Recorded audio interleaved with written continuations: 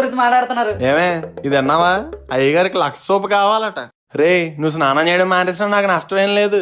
లాభమే, సబ్బు ఇంకో 6 రోజులు వస్తుంది. సర్లే గాని బయటికి వెళ్ళాలి, రెడీ అవ్వు. బయటికా?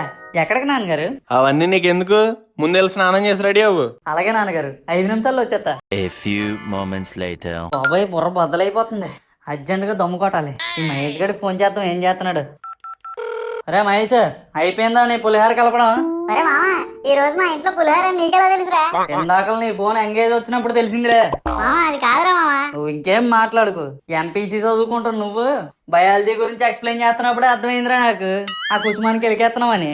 బయాలజీ అని నేను ఎప్పుడు అన్నాను రా? కెమిస్ట్రీ అన్నాను. అవునా? మరి నాకేంటి బయాలజీ అని అనిపించింది. అప్పుడు నీ బుర్ర ఎక్కడ ఎట్టుకున్నావు? సర్లే గాని ఎక్కడ ఉన్నావు?